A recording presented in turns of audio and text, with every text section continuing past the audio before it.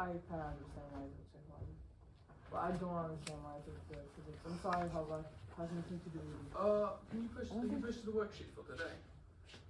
Yeah, we're gonna do problems for the book. Oh, okay. What problems? Yeah. Oh, the problems that you gave us. May not have done that. I have a question though. The problems that you gave on the worksheet yesterday, towards the end. That was a cool one. Yeah. Honestly. What? I want to talk about that Yes, later. please. Could you? It's not in the syllabus. It was cool. It was cool, but it was a little too cool. What question? The last one, number 6. The Harvard one, man. Problem 7. On the test? No, on the worksheet No, yesterday. the worksheet. Yesterday. Worksheet. Oh, I don't. You wanna know one with the what was it? The reds. Because that's how they actually. Because there's a redshift that are not in the sense that you due to the general theory of relativity, with a gravitational redshift and blue shift of waves being moving down and gravitational field or up a gravitational field, and they used the Doppler effect to be able to measure that gravitational shift, which was a kind of a proof, experimental result that supported Einstein's theory of relativity. But we can do that. We have time for today. So today we're gonna do the Doppler effect for sound. So that is back to this fire engine that we heard and saw some of yesterday. So we're gonna do the Doppler effect for the two cases of a moving source, and then we're going to do a moving observer. So we're going to start with the moving source.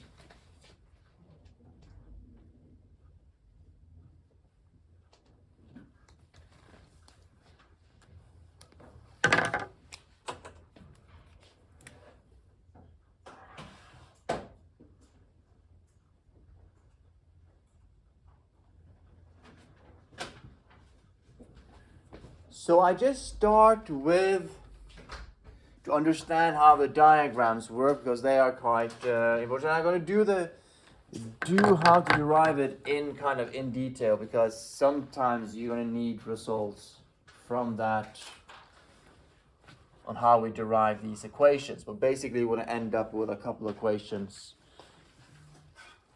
giving us the opportunity to calculate how the frequency and the wavelength changes when the source is moving. So let's assume here that I draw a dot. I'm now just going to start by drawing the diagram for a stationary source, and it's easier to understand the diagram when the source is moving. So I draw a diagram for a stationary source, and in symbols that means that the speed of the source, says us, is equal to 0. So we have here a source, and we can draw that this is at time equals 0. And this can be then a speaker that is pushing air periodically. So at t equals 0, it creates a compression. You can just call it a wavefront. This is kind of a compression. It pushes the air, creates a wavefront that is traveling to the right. So I'm just focusing on what happens to the right. So what's going to happen is that this wavefront is now moving to the right. So we can draw what happens at a later time. Let's say at t is equal to 1 period. I draw the source. So that means that this wavefront has now moved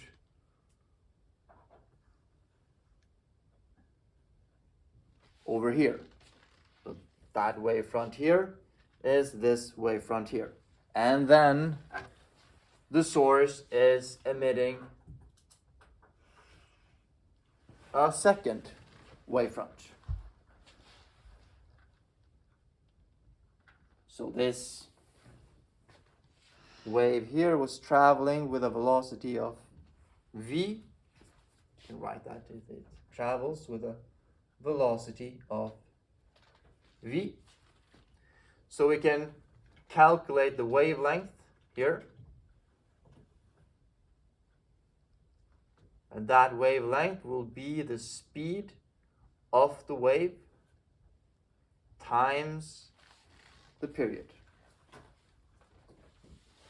So that is what happens when the source is stationary.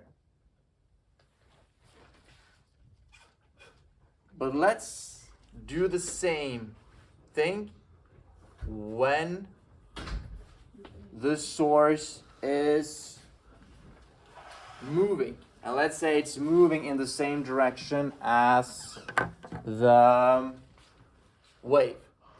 So we can draw the scenario one more time. T equals 0. And here's the source. At t equals 0, it emits a wavefront. And we can draw what happens a period later. So here's the source. So this wave is traveling in this direction here with a velocity of v, and we can draw this wave a period later reaches this position here. But so this wave ends up at this position here. But at the same time, this source moves, and it moves slower. And most often, if not, something else happens. So this source is now moving to the right, and you can say that it ends up here. So this wave is moving to the right, the source is following, and then it emits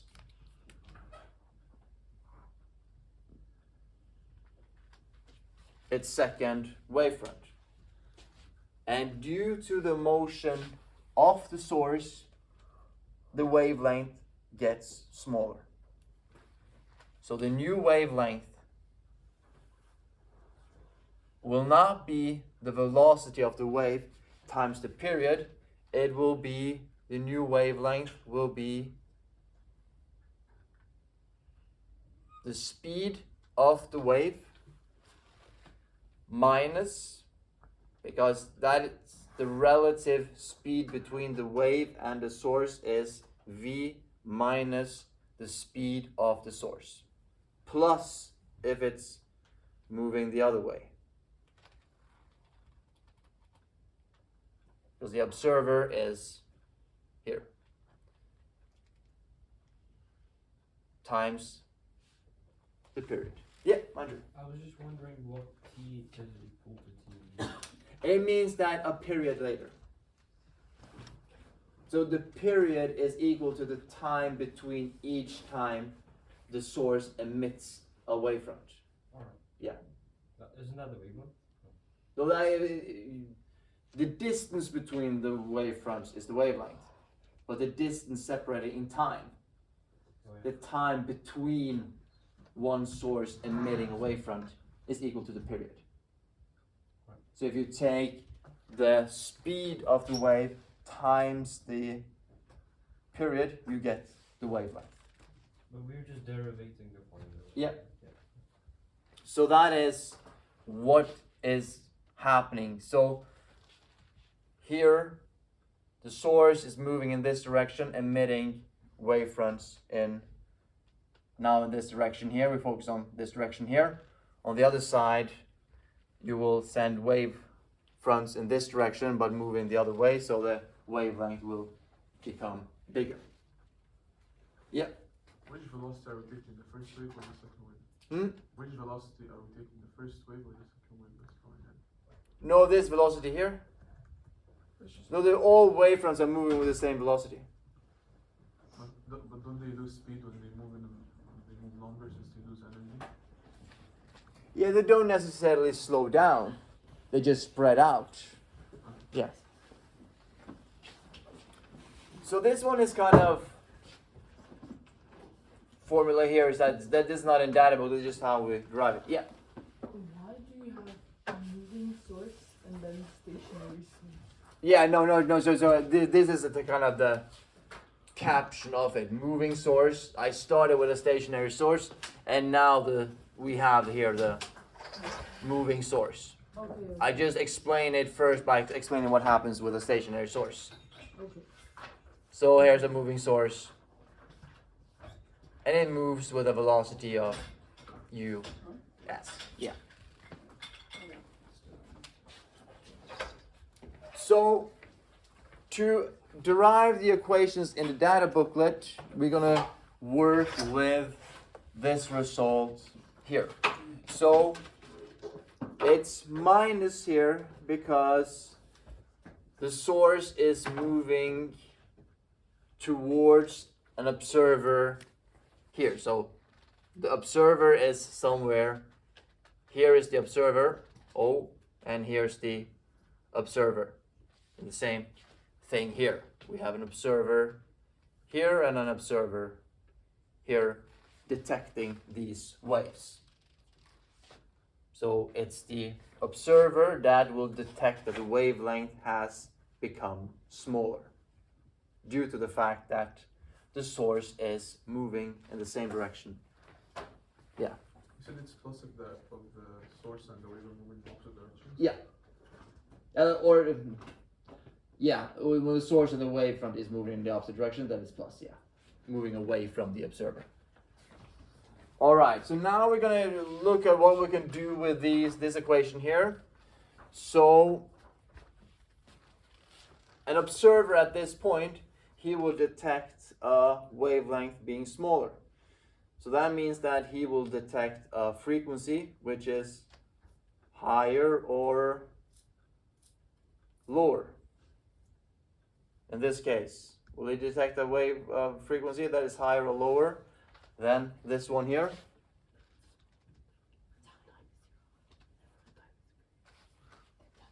That's an important one. You have to be able to answer that.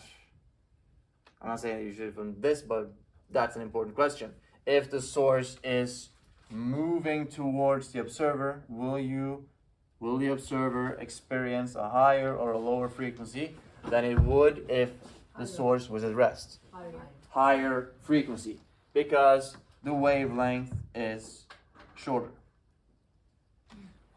So the frequency observed by the observer, we call that f, this is primed. You can calculate that by taking the velocity of the wave. Remember that the velocity of the wave doesn't change. It's not, the source isn't pushing the waves, making them go faster. It just travels and then emits a second wavefront. So we can calculate the new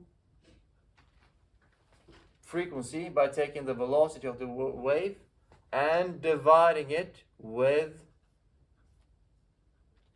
the new wavelength. Then you find the frequency observed by the observer.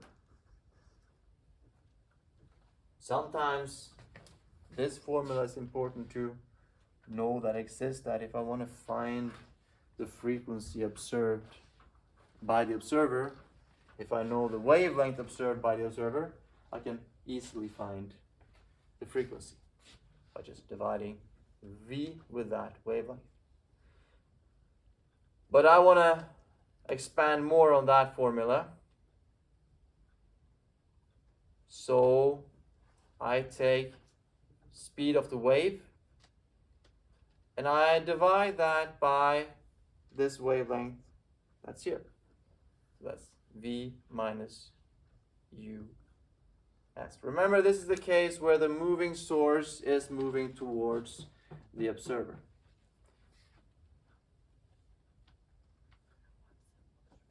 Times t. And some mathematical trick. I write this fraction here, v minus us. And instead of writing t here, I can just say this is the same as taking 1 over t over the period. Yeah, Alan. Why did you have an arrow for the stationary source up there? For the stationary source? Yeah. You have t equals 0, and then you have the source is moving with a velocity of v. Yeah. No, the wave is moving. The wave is moving with a velocity of v. Yeah, the wave front is moving with a velocity of v. Okay. And the source is moving here is stationary, us being 0.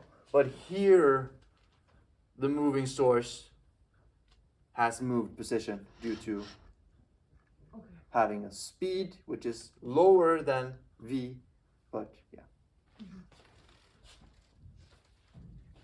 But what is the, when it's moving, why are there two, like the distance between, So remember that I focused on saying that, okay, here at t equals 0, the source emits its first wavefront. And a period later, this wavefront has moved to this position. And at a period later, then it emits its second wavefront. And the distance separating those two wavefronts, that would be the wavelength. And you can calculate that by taking the speed of the wave, multiplying by 1 period. You get the wavelength. And we do the same thing over here, but I'm allowing the moving source to actually move, effectively causing the wavelength to be physically smaller. That means that the one person standing here, he will then detect this wavefront, and then detect that one quicker than he would for this case because they're closer together. Yeah. What if you were to make the wavelength bigger? What if you were to make the wavelength bigger? Okay, so yeah, it wouldn't change the phenomenon. How would the formula change? No, the formula wouldn't change. It would just have bigger values for the wavelength. Yeah. So, when to find the frequency, we take the velocity of the wave divided by this measured wavelength of the observer, because that's the frequency he will measure. Put in these formulas, and I write that formula here. And we can fix that by saying, okay, what is 1 over t? What is 1 divided by the period? Frequency. That's frequency. So that means that the frequency detected by the observer is equal to the speed of the wave divided by the speed of the wave minus the speed of the source. Put brackets around it like that. And in the formula booklet, I think they have the frequency in front. 1 over t is just frequency, so we can multiply it like this. And we have here a formula for the frequency of observed when the source is moving. So let me write that here, moving source. I'm not going to erase that one. That is frequency detected by the observer is equal to the frequency that the source emits times v divided by v. And now I can write plus minus, so there's two formulas in one. One for plus, one for minus. Minus I use when the source is moving towards the observer. When do I use the plus sign? Wait. Yeah, when it moves away, yeah. Could you say again what F and F? Yeah, so this is F primed. Yeah, that is frequency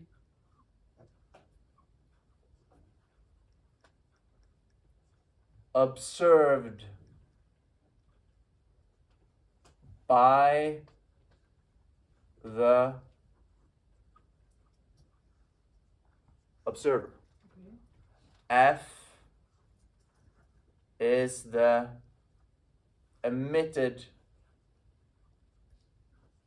I just write emitted frequency, that's kind of a bit imprecise. It's frequency of the emitted wave. But the source is playing a sound with a specific frequency. That frequency doesn't change in the perspective of the source. It only changes in the perspective of the observer.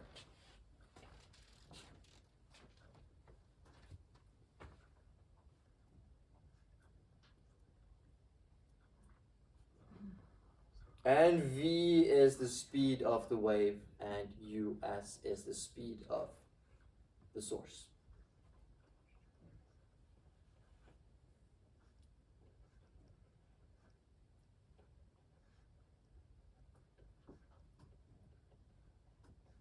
So that is one important formula to have.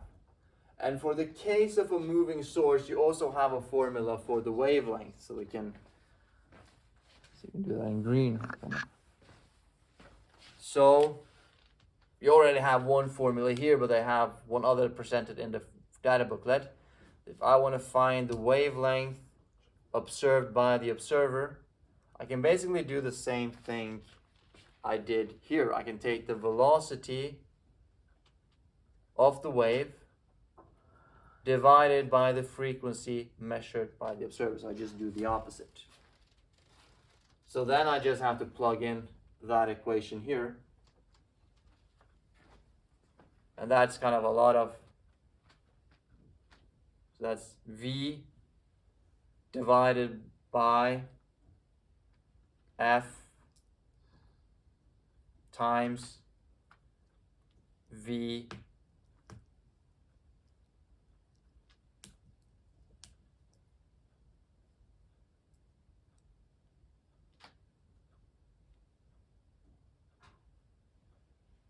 minus US.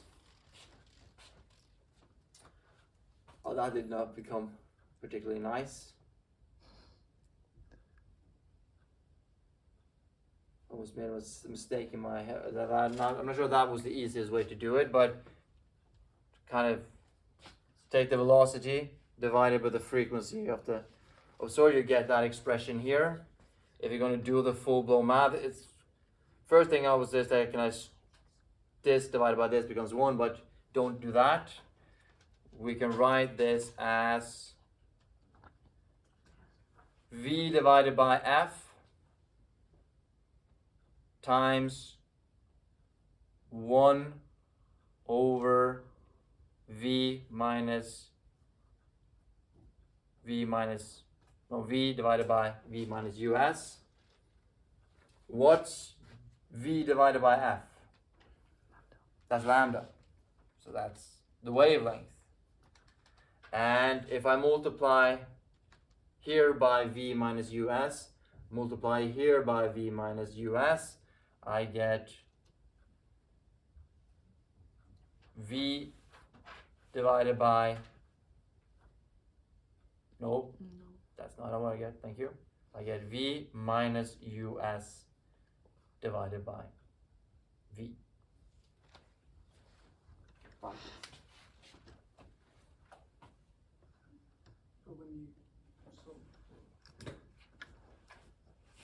So that is the equation for the frequency detected by the observer. Yeah? Do we need to know how to derive these formulas? I think it's clever to know how, not necessarily all the mathematics, but Probably not, but sometimes you can get a use of this one and get a use of this and understanding the physics of the nature of the phenomenon, that the wavelength is actually changing. Understanding why the frequency change. I think that's important to know. You cannot just rely on the formulas. Well, what if you know like when to put a plus or when to put a minus? Isn't that enough? No. Yeah, but you have to kind of, when we do the moving observer, understanding the difference between the moving observer and the moving source scenario. Not just knowing the formulas. It's kind of, but you don't know how to exactly how to derive all these equations. But having some sense of understanding of what's going on I think is important. So then you can write down a second formula here for the moving source. That is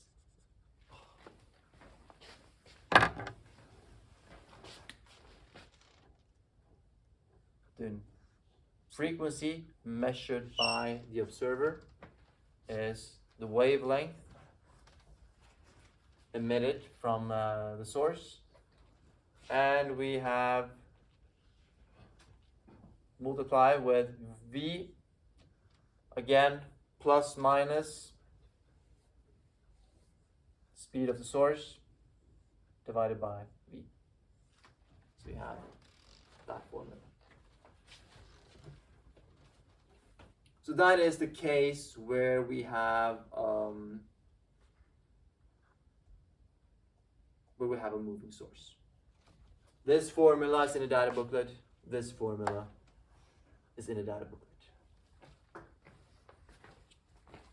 So this happened because the source is moving towards an observer. That will affect the wavelength. The wavelength will decrease if the source is moving towards the observer. It will increase if it's moving away from the observer. So we can just, for efficiency, just do the other situation where we have a moving observer. So I'm just going to let those formulas be on the whiteboard.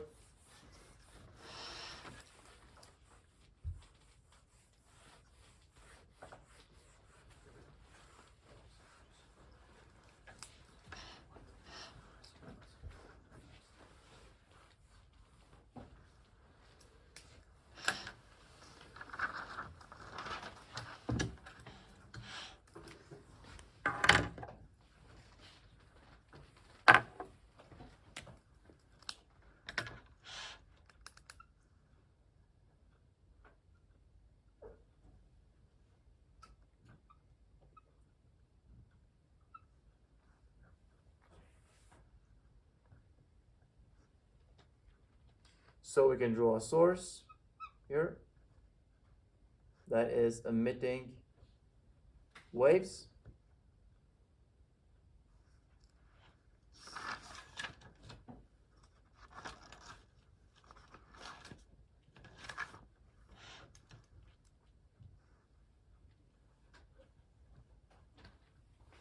And then we have here an observer.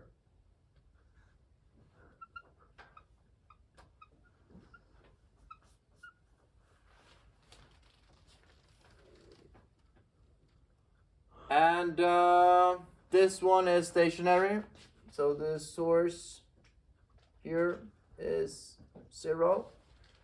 And let's now just, I kind of want to do the same thing again. Let's just say what happens if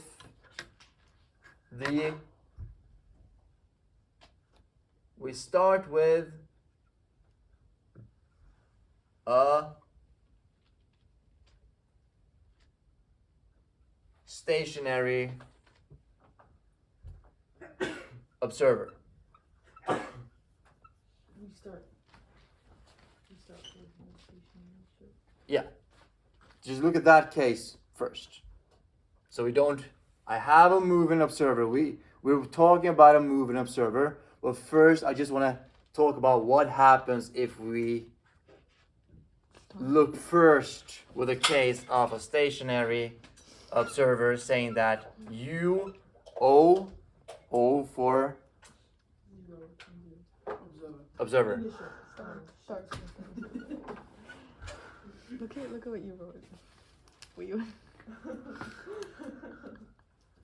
We begin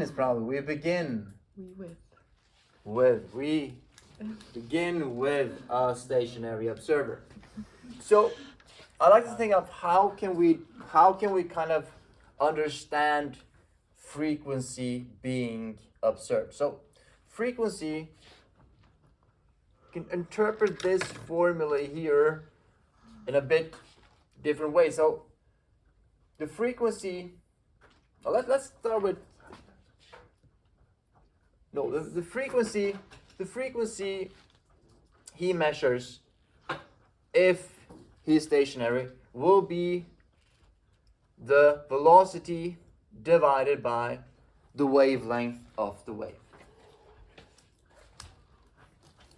So if we want to find out how many wavefront does he detect each second, we take the velocity of the wave divided by the wavelength. Then you will kind of find out how many wavefront is he detecting each second. That's how we get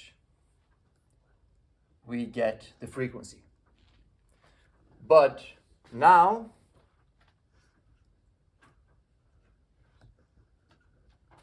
assume that the observer is moving towards the source. So we can do the same thing. We can find the new frequency. But let's say that this observer now starts moving in this direction here. Id. Are there any change in the wavelength here? No. That's a big difference between this situation of moving observer and moving source. For a moving source, there is in fact a change in the wavelength.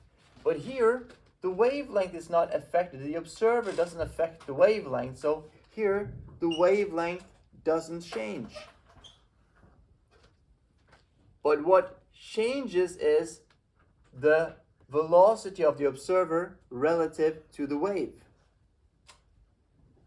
So the speed of the observer relative to the waves will here in this case be v plus the velocity of the observer.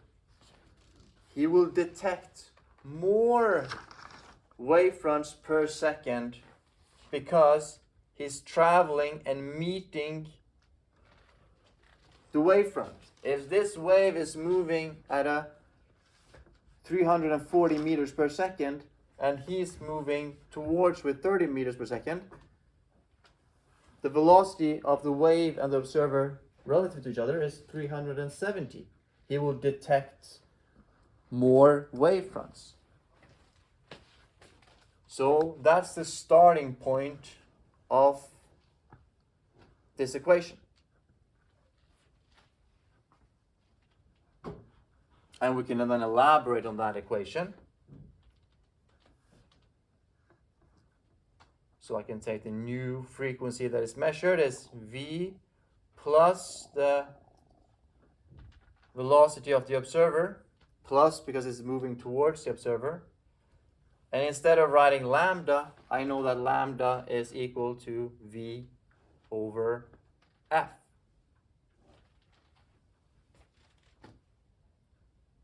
Here we kind of like multiple. There's a lot of fractions here. But a trick here is to multiply this with f and multiply this with f and put brackets around it. So this goes against this one, and I've kind of gotten the frequency in the numerator. So then I get the new frequency, not a new frequency, the frequency measured by the observer is given by v, the speed of the wave, plus the speed of the observer, and divided by v. Yep. If the observer and the source are moving at the same speed, would anything happen to the wave? If the observer and the source is moving in the same direction with the same speed, yeah, nothing will happen. You see that when you combine the equations and everything's cancel. Hold on. Is it plus minus or just plus? Good question.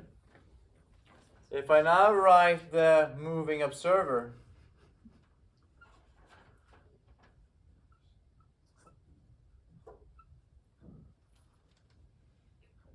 F measured by the observer is F V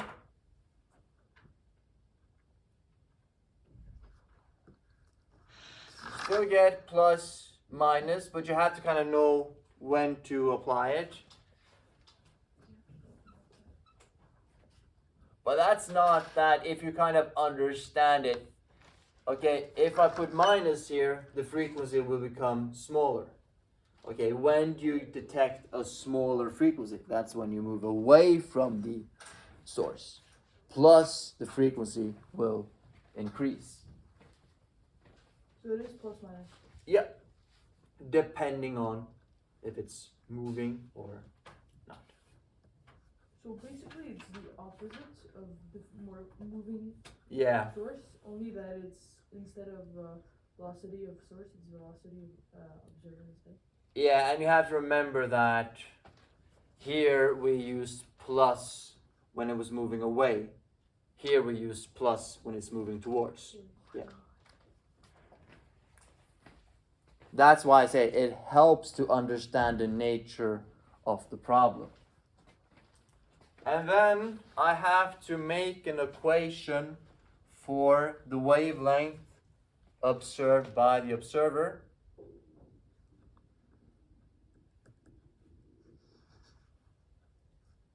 No one reacted. That was a trick question. It doesn't change. You don't need an equation for that. So just erase that. There's no equation for how the wavelength changes for the moving observer because it doesn't change. So there's these two situations are, even though we can experience the phenomenon we can experience it the same, there are in fact a difference between a moving source and a moving observer. Okay, right. So if you were to calculate the wavelength in the case of a moving source, you calculate the wavelength for the observer and for the source. Would the wavelength be the same for each of them? Or would they observe it differently because of the velocity? I don't think so, would they? Yeah, so we talk about, so here for the moving source, the wavelength will change. Yeah. But it will be lambda for the source and So if it was a moving observer. moving observer. Yeah, so they will measure the same wavelength. Yeah, okay. Yeah. So when it's a moving observer and the observer is moving towards the source, then we add the We add the velocities. because it's going towards, and then when it's away we Subtract the velocities. Yeah. And so and then for the moving source, so then if it's Yeah, because then you kind of talk about, then you would use a minus when they're moving towards the observer because the wavelength becomes smaller because the source is kind of following the wave and making the relative speed between the source and the wave smaller. Okay. Right. So think of if this is if you have a source, yeah, and you have an observer here, and the source moves in this direction here. When he emits wavefront in this direction, he kind of follows after them before he emits a second one, so smaller. making a smaller wavelength. So then smaller wavelength. Yeah. When you're moving. And a greater frequency. Yeah. So then we would subtract them. Yeah. Okay. Mm. And is it different for the different formulas? So like the first one and the second one is the same like idea? Yeah. So yeah, that's the same thing. The so only here we use difference is when it's moving source versus moving observer. Yeah. Okay. But you kind of get it if you do calculations. If you have to kind of remember if the observer is moving towards the source, you're going to measure a higher frequency. When the source is moving towards the observer, you're going to get higher frequency. And when they're moving towards each other, no matter what, frequency increases. But if they're somehow moving away from each other, you're going to get smaller frequency. It doesn't matter if it's a moving source or a moving observer. Are there relative motion between them, making them move towards each other? Frequency will increase. But the formulas, the values, how much it increases, will depend on the situation. If you wanted to link both equations, would you use the frequency, new frequency and new frequency? Would you use like the moving source frequency equation and the moving observer frequency equation, and then you would equate into each other, or is it? Yeah, if needed, yeah. If you wanna. Yeah. Is the frequency even equal in both of them, or will it never not be equal? No, it won't be equal. So if you want to combine, if you want to combine these equations here, you're gonna have to talk about a situation where you actually need it. If a source is emitting, if a moving source is sending out a wave towards a moving observer, yeah. So then you would basically equate that one to that one and solve for Yeah. what you need to. Yeah, but let's do a couple of examples on how I would actually solve that. Okay, I actually got the question. Yeah, we can look at some examples. Let's do a 5-minute break and then we can do an example.